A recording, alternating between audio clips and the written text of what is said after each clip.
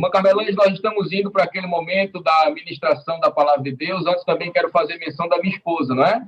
A irmã Biqueila Dias, que sempre está conosco aqui, adorando e bendizendo ao nome do Senhor Jesus, neste culto online para a glória do Senhor. Com autorização, nosso presbítero Mário Salles, presbítero Jonathan Lucena. Pai do Senhor, homem de Deus. Pai do Senhor, querido irmão Jefferson, mais uma vez, Pai do Senhor a todos, ao nosso amigo, presbítero Mário Salles, queremos mais uma vez agradecer, pela gentileza, pela oportunidade, agradecer ao pastor Joab, coordenador da área 23, que por meio do nosso amigo presbítero tem nos autorizado, estar participando deste trabalho, deste culto, e tem sido uma bênção. Diante dessa realidade que nós estamos vivenciando, nós precisamos, de fato, usar todas as ferramentas à nossa disposição para estarmos juntos, adorando a Deus e mantendo essa comunhão que é imenso. E quero agradecer, externar o meu agradecimento a todos pela oportunidade. Nosso irmão Jefferson, que desde cedo nos enviou o link, lembrando o horário, toda essa questão tecnológica aí, os demais irmãos que têm dado suporte, O negócio aí é sério na área 23, Glória a Deus. 23 é bênção. Oi, glória! Em todos os aspectos, Uma bênção. Deus abençoe.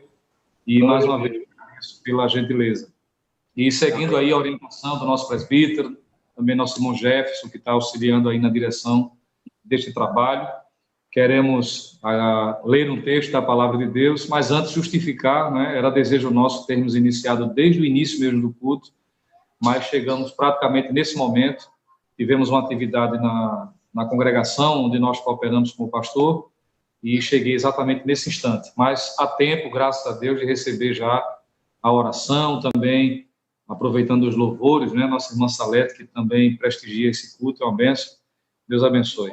Meus irmãos, queremos convidar a todos para uma rápida reflexão, seguindo aí as orientações devidas, e para isso, lermos o texto da Palavra de Deus em segundo livro das Crônicas, capítulo 32, para todos que estão acompanhando, não só por meio do aplicativo Zoom, mas também pelo Facebook, como está sendo transmitido também ao vivo, os que porventura estão acompanhando e queiram ler juntamente conosco, segundo livro das Crônicas, capítulo 32.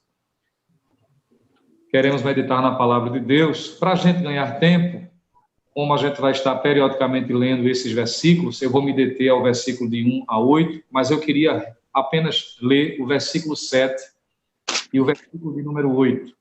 E é baseado na expressão desses dois versículos que queria, com a ajuda de Deus, trazer uma rápida palavra nesta oportunidade. Segundo Crônicas, capítulo 32, versículo 7 e o versículo 8. Diz assim a palavra de Deus: Esforçai-vos e tende bom ânimo. Não temais, nem vos espanteis por causa do rei da Síria, nem por causa de toda a multidão que está com ele, porque há um maior conosco do que com ele. Com ele está o braço de carne, mas conosco o Senhor nosso Deus, para nos ajudar e para guerrear nossas guerras. E o povo descansou nas palavras de Ezequias, rei de Judá. Amém, meus irmãos? Esses dois versículos para a nossa meditação, e com a ajuda de Deus queremos aqui meditar convosco sobre confiando plenamente em Deus. Confiando plenamente em Deus. Esse texto é um dos textos do Antigo Testamento que de todos nós é bastante conhecido, principalmente por se tratar de uma experiência vivida por um dos personagens que serviram de referencial não só para os seus dias, mas também para gerações posteriores, isso dentro da sua realidade social e histórica, e hoje também serve de exemplo para nós, que é o rei chamado Ezequias.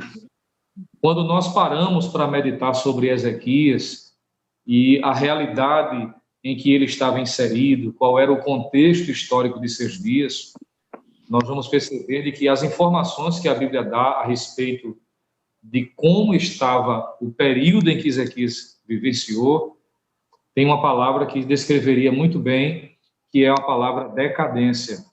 Já que ele pertencia ao Reino do Sul, todos sabem que após o reinado de Roboão, filho de Salomão, o reino de Israel se tornou dividido, né? O reino do norte, Israel, com a sua capital em Samaria, e o reino do sul, Jerusalém, com a sua capital, ou seja, o reino do sul, Judá, com a sua capital em Jerusalém. E a partir de então, cada reinado passou a ter os seus próprios reis, isso de forma individual. E Ezequias vai pertencer exatamente ao reino do sul, ao reino de Judá, cuja capital era Jerusalém. E nos dias de Ezequias, e especificamente pelo fato de ele ser filho de Acais, que era um rei ímpio que marcou a história de forma negativa daquela nação, nós vamos perceber que havia uma decadência sem precedentes no Reino do Sul. Isso porque, se a gente voltar, por exemplo, 2 Crônicas, capítulo 28, versículos de 1 a 4, nós vamos perceber que o reinado de Acais, ou seja, tudo que ele fez foi exatamente para desagradar a Deus. Ele é chamado de o ímpio rei Acais. Havia uma crise instaurada naqueles dias e Ezequias estava sendo exatamente, vivenciava, quero dizer, essa realidade em seus dias. Capítulo 28, versículo 1 e 2 de 2 Crônicas diz que Acais fez tudo o que podia para desagradar ao Senhor. Ele fez o seu ideal de vida desagradar ao Senhor. Versículo 2 e versículo 4 ainda diz que não bastasse o fato de ele desagradar ao Senhor de forma pessoal, ele promove a idolatria como sendo oficial no reino. Ele usa todos os recursos do reino para promover a idolatria. É o que está no versículo 2, a parte B, e também o versículo de número 4. O versículo 3 diz que esse homem era tinha um relacionamento tão estreito com a idolatria que ele sacrifica seus filhos, pelo menos alguns deles, a uma divindade chamada Moloque. E a principal forma de adoração a essa divindade era por meio de sacrifícios humanos, em especial de crianças. E o versículo 3 do segundo livro das Crônicas, capítulo 28, diz que ele entregou seus filhos a essa divindade. Isso mostra a realidade de Judá naqueles dias. Por causa disso, se lermos o versículo 5, versículo 6, também versículo 17, versículo 18, segundo livro das Crônicas, capítulo 28, vai dizer que por conta disso, Deus entregou a nação de Judá a seus inimigos. A nação que deveria ser independente, que deveria ser uma potência, uma influência não só espiritual, mas também social, bélica, se tornou vassalo das nações que estavam à sua volta. A própria nação do norte, a nação de Israel, subjugou por um bom tempo a nação do sul, exatamente porque Deus entregou como castigo, por causa da liderança daquele rei e da idolatria que as pessoas abraçaram, eles se tornaram, portanto, vassalos de várias nações que estavam à sua volta. É o que nós encontramos quando lemos versículos 5, 17, 18, também 20. E é exatamente dentro dessa realidade que está Ezequias. Quando Acais morre, todos os olhares da nação estão voltados para ele, porque, como era costume, uma vez que ele seria o sucessor de seu pai, ou seja, assumiria o trono no lugar dele, então havia uma expectativa, como é que vai ser a liderança de Ezequias, visto que Acais foi um rei extremamente ímpio. E, para a surpresa de todos, diferente do que se imaginava, que Ezequias seguiria nas mesmas pisadas de seu pai Acais, que foi um homem ímpio, a Bíblia vai dizer de que ele vai exatamente na contramão e toma a iniciativa de querer agradar, de fazer o que é reto aos olhos do Senhor. Para aqueles que gostam de anotar, podem estar anotando a referência, por exemplo, de 2 Reis, capítulo 18, versículo de número 3, quando a própria Bíblia vai dizer, e esse texto eu acho excepcional para entender o quanto Ezequias era um homem íntegro em seus dias. Porque 2 Reis, capítulo 18, versículo 3, diz que ele fez o que era reto aos olhos do Senhor. conforme tudo que fizera Davi, seu pai. Claro que quando o texto diz que Davi era seu pai, não era o seu pai no sentido biológico, era o seu ascendente, aquele que veio antes. Já que Acais não era referencial, Ezequias toma Davi como exemplo, e ele faz tudo o que Davi fez para agradar ao Senhor. Todo o esforço que Davi fez, apesar das suas limitações, para agradar ao Senhor, Ezequias também segue no mesmo rumo. Capítulo 18, de segundo livro dos Reis, versículo de número 25, diz que no Senhor Ezequias confiou. Ele busca fazer o que agrada ao Senhor e deposita a sua confiança nele. Está no versículo de número 5. E quando nós falamos de confiar, a palavra confiar nas Escrituras, principalmente a partir do Antigo Testamento, traz a ideia de estar seguro, de ser ousado, sentir-se seguro a ponto de ficar despreocupado. É isso que a palavra basicamente quer dizer. E Ezequias deposita a sua confiança em Deus. Essa confiança ela é tão empolgante, tão contagiante, que o próprio texto diz no versículo 5, de que ninguém confiou tanto como Ezequias confiou, conforme diz 2 Reis, capítulo 18, versículo 5. Em seus dias, aquele homem se destacou como sendo alguém que excedeu, foi acima dos anteriores monarcas que confiaram no Senhor. Diz o versículo 6 que ele se apegou a Deus com perseverança e obediência. Ele estava decidido a manter-se firme em Deus até o fim de seus dias. Não era algo temporário, não era algo passageiro. A Bíblia diz no versículo 6 que ele se achegou ao Senhor e não se apartou de após ele. Era alguém que perseverava em agradar ao Senhor. E como resposta de Deus para ele, diz que Deus vai abençoar. Versículo 7 diz que a presença divina está com ele. Versículo 7, parte B, diz que ele começa a ser bem-sucedido em tudo que ele fazia. Versículo de número 7 diz isso. E aquele homem começa a se destacar, vencendo os inimigos, segundo Reis, capítulo 18, versículo 7 e versículo de número 8. Ezequias, portanto, se torna um referencial, um exemplo. E a partir daí, o segundo livro das Crônicas vai mostrar tudo quanto Ezequias fez para trazer uma revolução, vamos dizer, uma renovação no reino de Jerusalém. Quem está com a Bíblia aberta, por exemplo, e fazendo suas anotações, ao ler capítulo 29 ao capítulo 31, você pode ler depois com mais calma e ir se atendo aos detalhes. Mas eu vou citar apenas aqui algumas referências, somente para a gente se situar. Um dos grandes feitos que Ezequias teve, porque Ezequias era do tipo de crente que ele não se limitava apenas a pessoalmente agradar ao Senhor. Ele entendeu que para os seus dias ele precisava ser um canal para influenciar outras pessoas. Porque pode acontecer de alguém pessoalmente tomar a decisão de querer agradar ao Senhor e se limitar a isso. Mas Ezequias, diferente, ele influencia, ele passa a realizar, a tomar atitudes, feitos, atos, para influenciar a nação. Ele entende que Deus o constituiu para ser uma influência, apesar de tantas dificuldades que o reino havia vivenciado. E uma das primeiras coisas que Ezequias fez, está em 2 Crônicas, capítulo 29, versículo 3, que foi reabrir o templo e restaurá-lo, porque Acais havia destruído o templo, ou seja, tirado tudo aquilo que era de valor para usar para promover a idolatria, e o templo em Jerusalém havia sido fechado. O lugar da centralidade da adoração, do culto monoteísta, havia sido esquecido, mas Ezequias agora reabre as portas do templo, restaurando o lugar de adoração a Deus. Veja que ele está preocupado em restaurar o altar de adoração ao Deus verdadeiro. Ele quebra todo o protocolo que o seu pai havia estabelecido. Ele restaura o lugar da adoração. Ele chama o povo ao lugar correto para adorar ao Deus verdadeiro.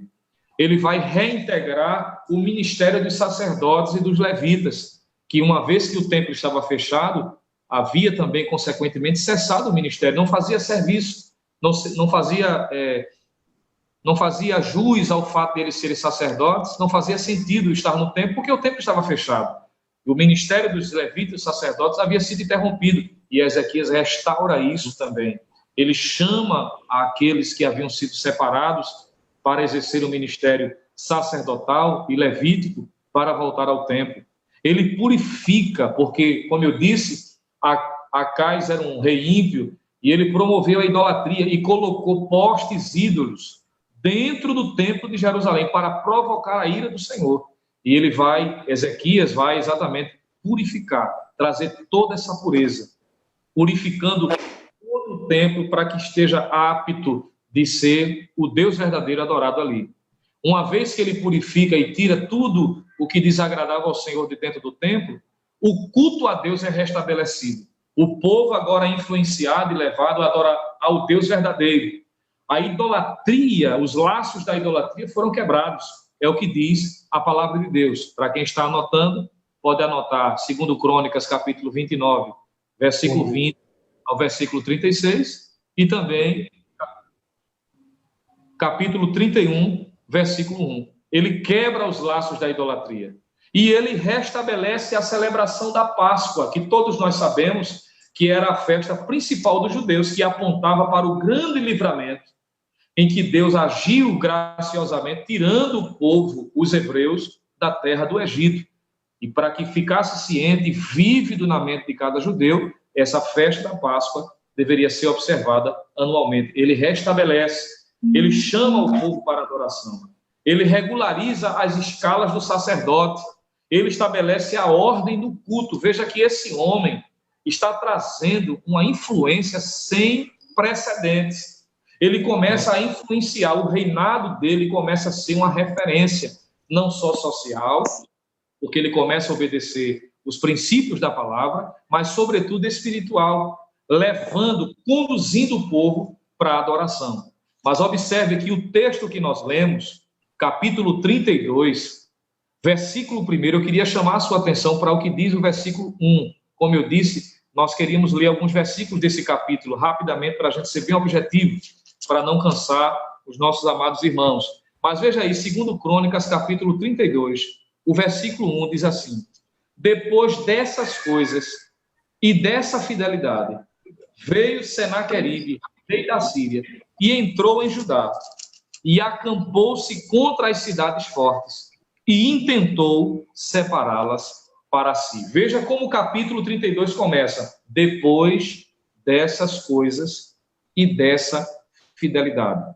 O escritor está querendo fazer um contraponto. Ele vem narrando o aparecimento de Ezequias, tudo que ele começa a fazer, a influência na nação, mas de maneira abrupta, rapidamente, ele para e diz assim: olha, apesar de tudo isso que ele fez, capítulo 32, apesar disso, ou depois disso, todas essas coisas que ele fez não o impediu de agora ele ser alvo da investida dos inimigos.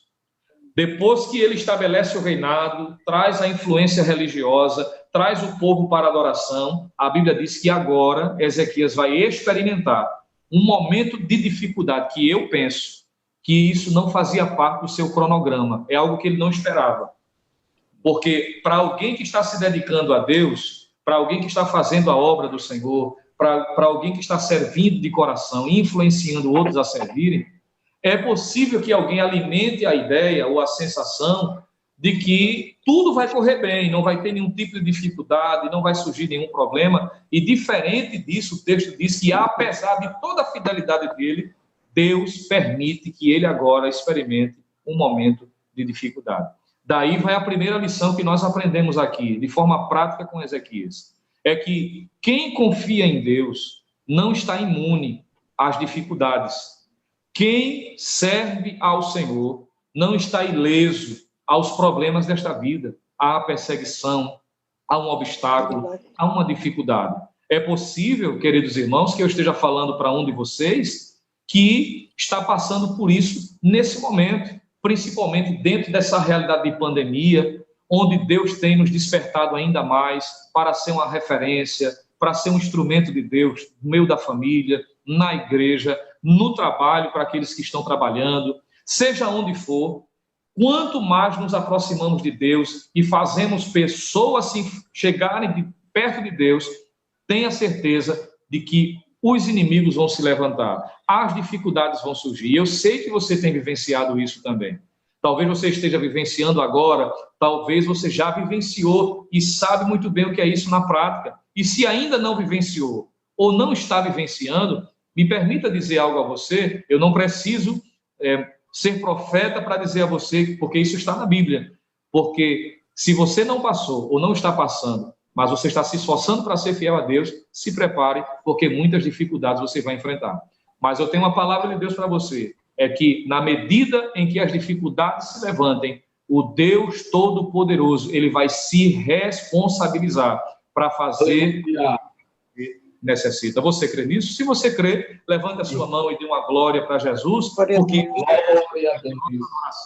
ele é digno da nossa confiança. Mas precisamos ser sinceros, o evangelho verdadeiro não cria uma bolha protetiva em volta dos seus servos, como que nenhum problema vai acontecer com eles. É importante se destacar isso, porque aqui e acolá nós encontramos pessoas frustradas na caminhada cristã, porque criaram a ideia que quanto mais serviram ou quanto mais servem a Deus, menos problemas vão ter. E quando os problemas surgem, ficam frustrados. Mas Ezequias é um clássico exemplo de que quem confia em Deus, quem serve ao Senhor, não é ou não está imune às dificuldades. Senaqueribe se levanta para querer oprimir a nação de Judá, para querer fazer com que Ezequias perca força e ele deixe de ser fiel ao Senhor e um canal de Deus para outras pessoas. E perceba que o rei Senaqueribe, ele vai usar de dois artifícios aqui, duas estratégias básicas que ele vai utilizar. Primeiro, diz o capítulo 32, versículo 1, como nós lemos, que ele cerca, ele se acampa ao redor da cidade. Ele encurrala o povo. A nação de Judá fica cercada de inimigos. O exército está ao redor daquela nação. É o que diz o capítulo 32, versículo 1. E observe que a tranqueira que eles montam é exatamente contra as cidades fortes. E ele queria intentava, diz o texto, de separá-las para si. Ele cerca a cidade de Jerusalém. É isso que o inimigo faz, ele cerca, né? Ele tenta encurralar, ele tenta deixar os servos de Deus acuados no canto da parede, muitas vezes mostrando a sua carranca para querer intimidar. E talvez eu esteja falando para alguém também que está se sentindo assim, cercado, sem alternativa, não é? O inimigo cercou de todos os lados. Você já tentou várias situações e não acontece nada. Não pode reverter-se a situação. Todos os recursos são sem condição de reverter a situação que você está vivenciando. O inimigo cercou, está cercado por todos os lados. Mas eu quero dizer a você que o Deus dos céus, ele tem uma janela aberta para trazer livramento para a sua vida. Quando os recursos da terra se acabam, Deus tem uma janela no céu. Louvado seja o nome do Senhor para sempre. Mas Senaqueribe cercou a cidade, encurralou o povo dentro daquele lugar.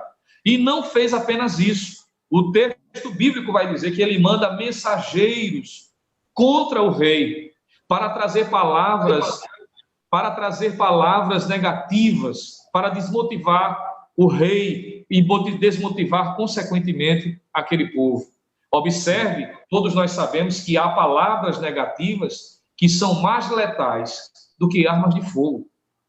Observe que tem palavras, comentários negativos que são mais dolorosos do que uma punhalada nas costas ou qualquer arma branca ou qualquer tipo de instrumento que seja, porque palavras negativas vão até a alma, podem trazer prejuízos de cunho emocional, e isso pode acarretar problemas irremediáveis. É o que a experiência prática nos ensina. E eles começam a dizer palavras negativas, e entre estas palavras negativas, foi querendo insinuar de que todo o propósito de Ezequias de agradar a Deus, de confiar em Deus, era perda de tempo.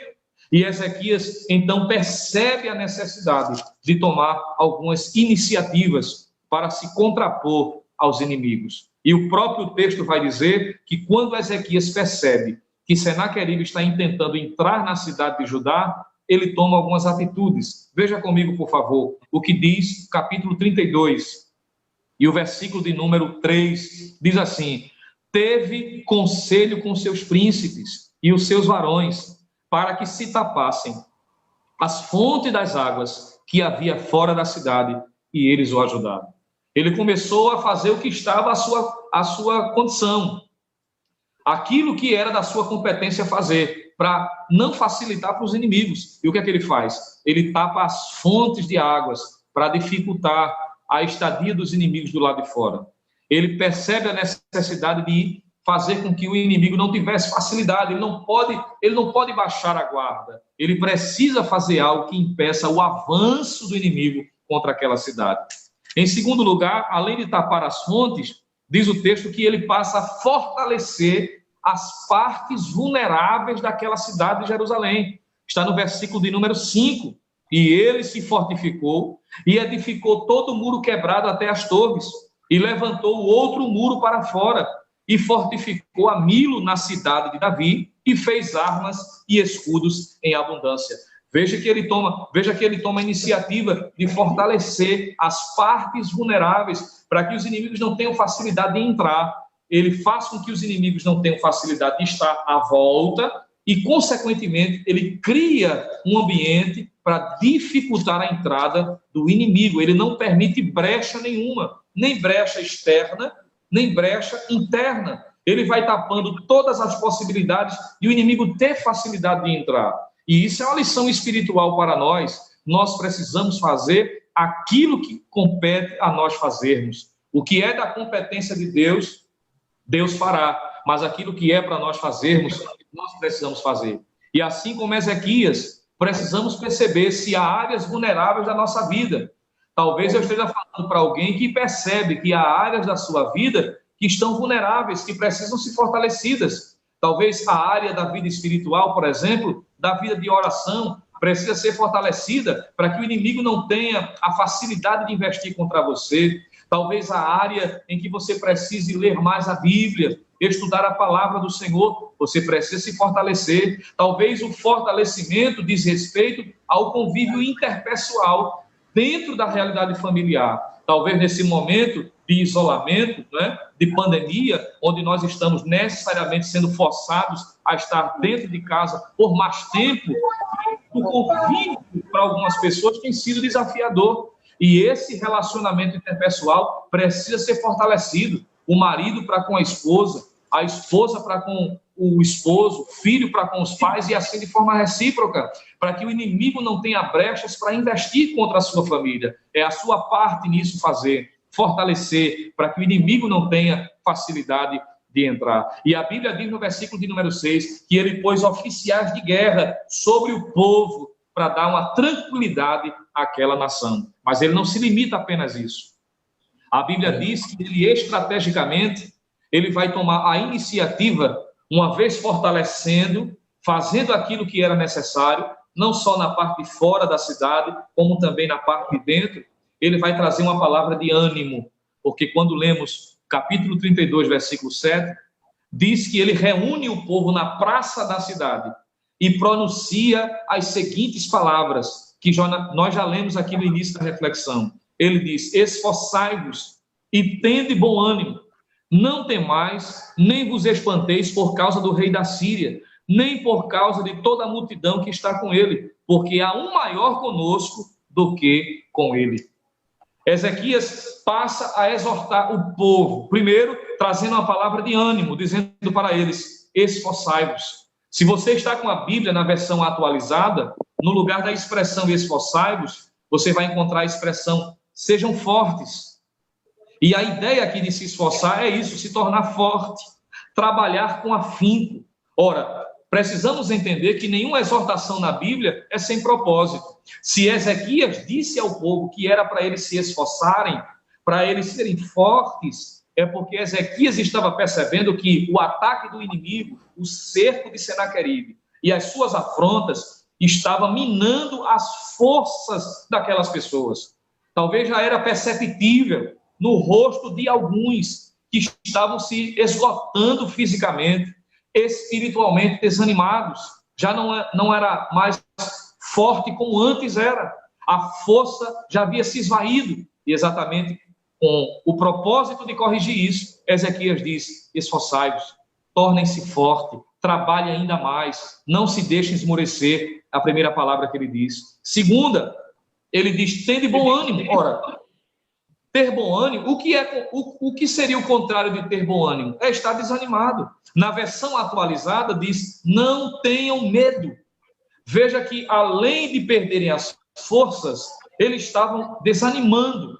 Eles estavam tendo medo. E a palavra medo aqui traz a ideia de perturbação angustiosa do ânimo, em consequências de um risco ou mal real ou imaginário. Eles estavam perdendo a coragem, estavam perdendo o ânimo, estavam perdendo a capacidade de continuar resistindo. E Ezequias vem com a palavra dizendo: tenham bom ânimo, sejam corajosos, não tenham medo, sejam fortes, continuem firmes. Diz o texto ainda: não vos espanteis. E se espantar ou se assustar, como diz a versão atualizada, é admirar-se, é maravilhar-se, é admirar extremamente, é uma atitude acima do limite, é alguém ficar admirado acima do normal. Quando o povo via o cerco à cidade e a capacidade que Senaqueribe tinha, eles ficaram com medo, ficaram espantados. Imagine, irmão, como é difícil para alguém. Você já conviveu com alguém dessa natureza? Alguém que está sem força, alguém que está desanimado, sem coragem, com medo, alguém que está espantado, que isso é visto e é perceptível no seu rosto, irmão. Se ficar ao lado de alguém assim, é prejudicial. Da mesma forma como é bom estar do lado de alguém animado, ficar do lado de alguém desanimado é prejudicial. Mas esta noite, em nome de Jesus, se há alguém que seja por qualquer situação que esteja a enfrentar, esteja nessa condição, Deus está te dando ânimo pela palavra nesta hora. Levanta a tua cabeça, creia em Deus, confie no Senhor, acredite, Deus é poderoso para fazer o impossível se tornar possível, meu irmão. Não se deixe levar pela situação presente. Talvez você esteja como os discípulos quando estavam atravessando o mar da Galileia e Jesus estava no monte orando. A Bíblia diz que por mais de 10 horas, lutando contra o vento que era contrário e o mar revolto, eles estavam cansados de remar, porque tem hora que cansa, irmão. Tem hora que o desânimo toma conta, mas a palavra de Deus diz que Deus é especialista em recobrar o ânimo. Ele multiplica as forças, ele multiplica o ânimo daquele que não... E se alguém desanimado, receba ânimo agora, em nome de Jesus, pela palavra, porque Deus quer ver você animado, Deus quer ver você alegre. Há pessoas que dependem da sua motivação. Eu estou falando para alguém nesta hora que é uma coluna dentro de casa e você não pode dar lugar ao desânimo. Tem alguém que depende da sua animosidade, tem alguém que precisa de uma palavra de ânimo da sua parte. Tem alguém que está preocupado porque está vendo você cabisbaixo, porque está vendo você preocupado acima do natural, acima do normal. Mas em nome de Jesus, receba esta palavra.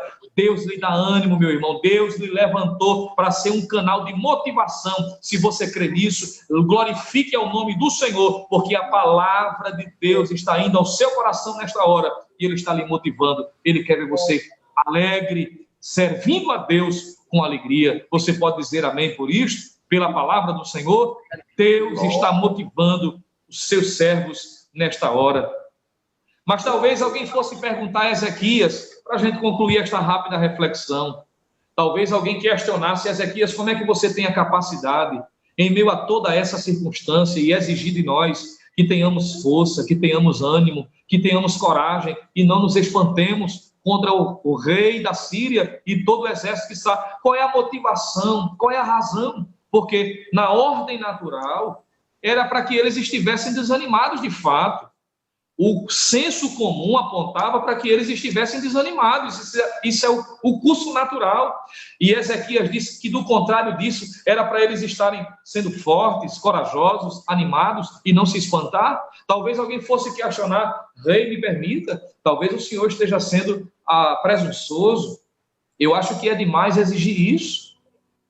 Não tem como nós nos alegrarmos diante dessa realidade.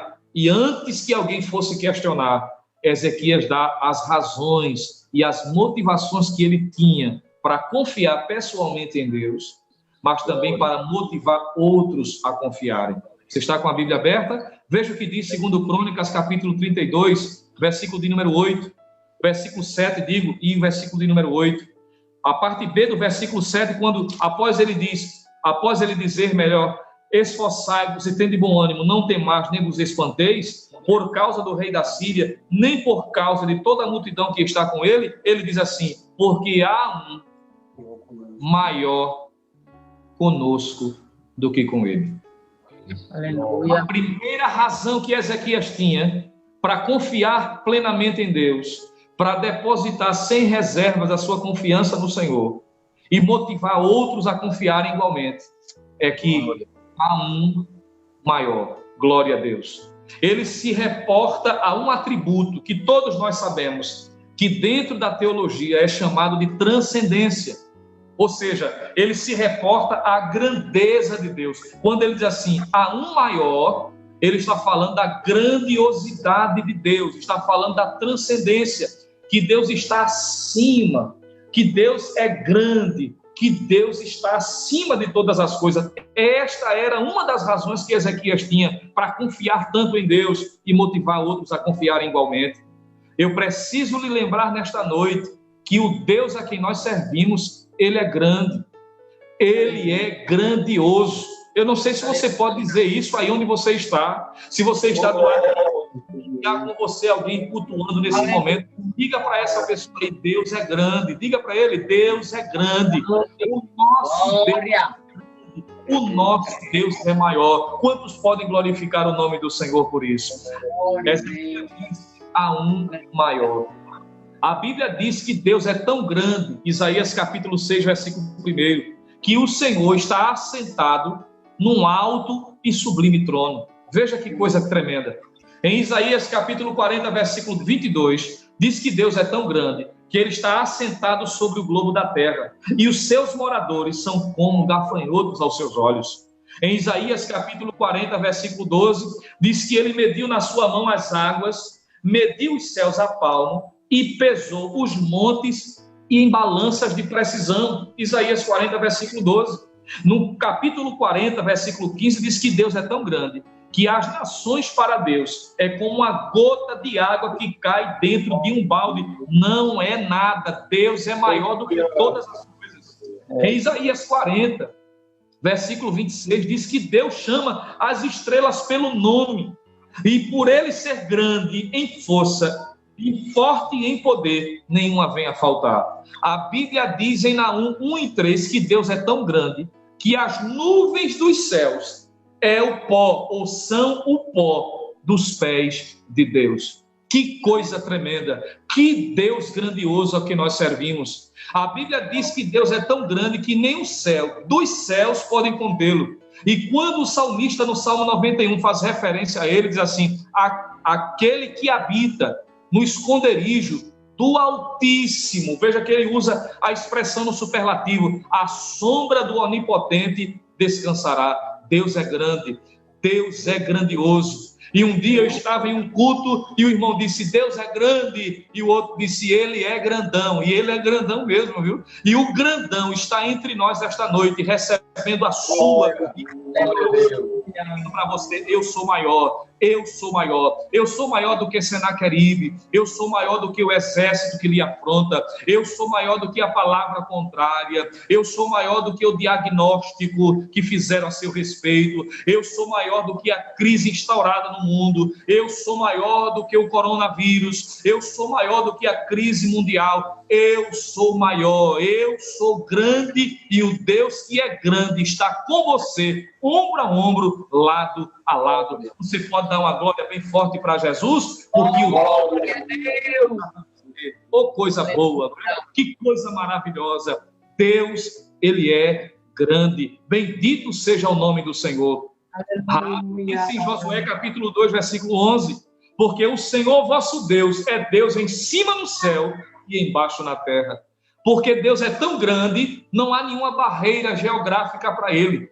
Quando a Bíblia fala da grandiosidade de Deus, está dizendo que para Deus agir não há esfera, não há limite geográfico. Tanto faz para ele se alguém está no seu mesmo bairro ou se ele está do outro lado do mundo. Para Deus não há distância. O Deus que é grande, a Bíblia diz que a mão dele é grande e o braço dele é estendido. Ele vai aonde você não pode ir, porque o Deus que nós servimos é um Deus grandioso. Louvado seja o nome do Senhor. E para concluir, porque se Ezequias apenas dissesse que Deus é grande, ora, ele estava apenas reconhecendo um atributo de Deus, a sua transcendência, a sua grandiosidade.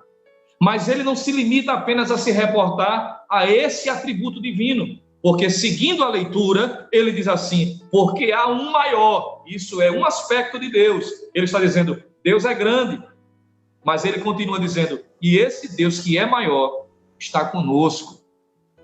Com ele, Senaqueribe, está o braço de carne, mas conosco o Senhor, nosso Deus, para nos ajudar e para guerrear nossas guerras. Ora, Deus ser grande, tudo bem, mas alguém podia dizer assim, Deus é grande, mas ele não está comigo.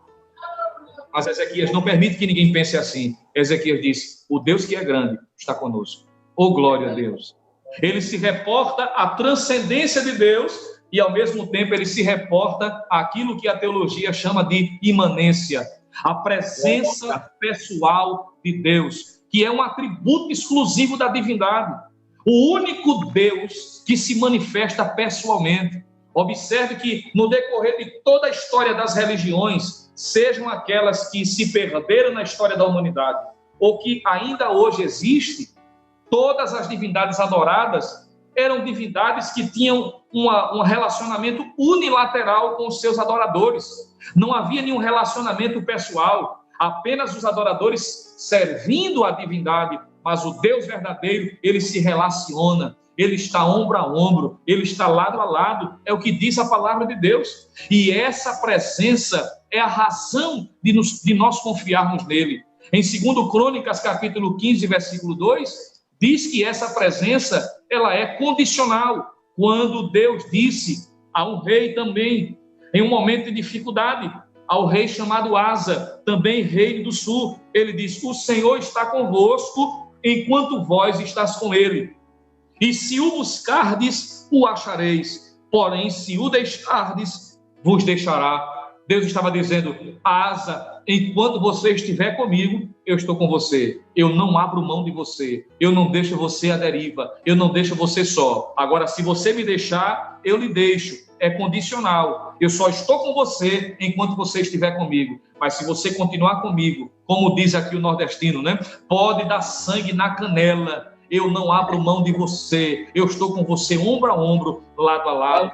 Salmo 91, verso de número 15, diz que essa presença grandiosa, ela é ultra circunstancial. O que é isso? É porque pode acontecer de alguém ter prazer de estar com você em um momento oportuno. Já percebeu como é mais fácil?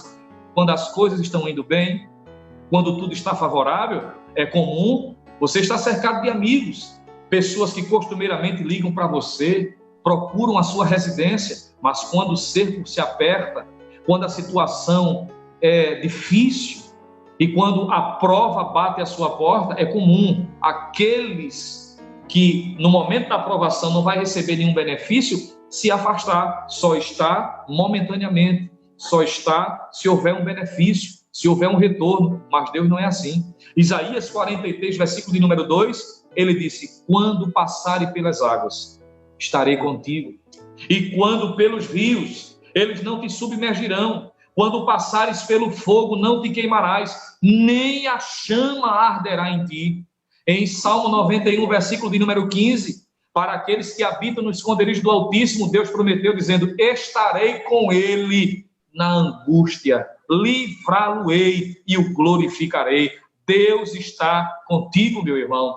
Deus está contigo, minha irmã, enquanto você estiver com ele, por mais fraco que você se sinta, por mais fraco ou frágil que você reconheça, mas se você estiver firme no Senhor, ele estará com você. Em Isaías capítulo 45, versículo de número 2, ele diz, eu irei adiante de ti. Para que temer?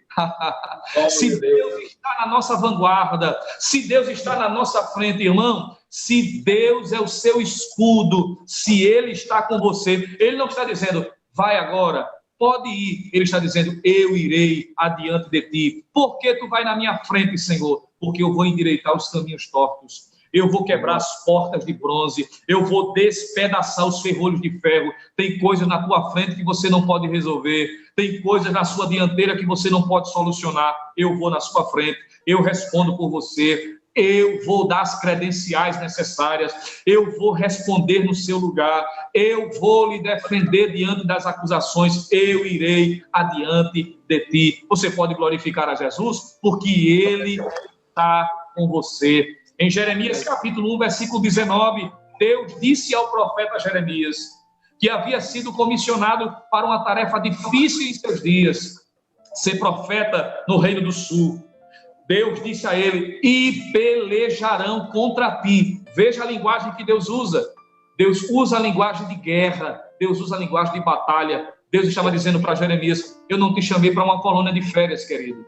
Eu não te chamei para ficar sentado numa cadeira de balanço espiritual, bebendo água fresca e se balançando numa rede para nenhum tipo de dificuldade enfrentar. Não, eu estou te chamando para a batalha, eu estou te chamando para uma guerra. Pelejarão contra ti, mas não prevalecerão contra ti, porque eu sou contigo, diz o Senhor, para te livrar. Oh, glória a Deus. Possa faltar alguém que você gostaria que estivesse ao seu lado.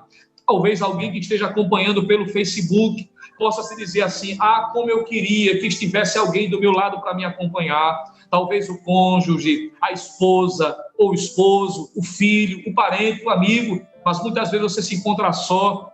Isso no aspecto físico, mas aquele que não lhe deixa, ele está com você. E me deixe lembrar algo da parte de Deus, uma promessa que ele nos fez, é que ele está conosco não um dia, não 2 dias, mas ele disse em Mateus 28:20, estou convosco todos os dias, até a consumação dos séculos. Ele está com você na segunda, na terça, na quarta, na quinta, na sexta, no sábado, no domingo, Ele está conosco. Você vai para a igreja, Ele está com você. Você volta da igreja, Ele está com você. Você vai para o trabalho, Ele vai com você igualmente. Você volta do trabalho, Ele volta com você. Você está na sua casa, mas você não está só, talvez fisicamente, mas Ele está com você todos os dias, até a consumação dos séculos. O Deus que é grande está conosco. Você pode dar uma glória bem forte para Jesus? Glória a Jesus! Não era para ter outra atitude, não é? O texto bíblico diz, para nós concluirmos agora de fato, o versículo de número 8, quando Ezequias lembra que Deus está conosco para nos ajudar e para guerrear as nossas guerras, glória a Jesus, ele vai dizer, o texto bíblico vai dizer, e o povo descansou nas palavras de Ezequias, rei de Judá. Quando o povo ouviu aquela palavra de ânimo, o desânimo deu lugar ao ânimo, a fraqueza deu lugar à força, a falta de coragem deu lugar à coragem. Aqueles que estavam perdendo o ânimo, recobraram o ânimo, ganharam confiança, ficaram animados, diz a palavra de Deus. E o texto diz, e descansou nas palavras de Ezequias, rei de Judá. Que esse seja o nosso comportamento diante das promessas de Deus para a nossa vida. Deus está dizendo para você, descanse, tranquilize o seu coração, sossegue a sua alma, creia em Deus, tranquilize o seu coração. Eu creio que pela palavra de Deus, Deus está acalmando corações nesta hora. Talvez alguém que esteja ansioso, alguém que está preocupado acima do normal, alguém que está com medo acima da medida, Deus está tranquilizando o teu coração nesta hora, com a palavra dele, tranquilizando a tua alma, dizendo, tranquilize, acalme-se. Antes de Deus acalmar a tempestade, Ele está acalmando o teu coração nesta hora. Que Deus nos ajude, que possamos guardar a bendita e preciosa palavra de Deus, crendo que o Deus que é maior está conosco. E o livramento é garantido, é certo, em nome de Jesus. Você pode adorar o nome do Senhor nesta hora? Creia, Deus está trabalhando em seu benefício. Que Deus abençoe em Cristo Jesus a cada um dos nossos irmãos. Mais uma vez, agradeço pela oportunidade, pastor Joabe, coordenador desta área 23, também o nosso presbítero amigo Mário Salles, nosso irmão Jefferson e demais irmãos, pelo convite e a oportunidade de estar cultuando convosco nesta hora. Que Deus abençoe em nome de Jesus.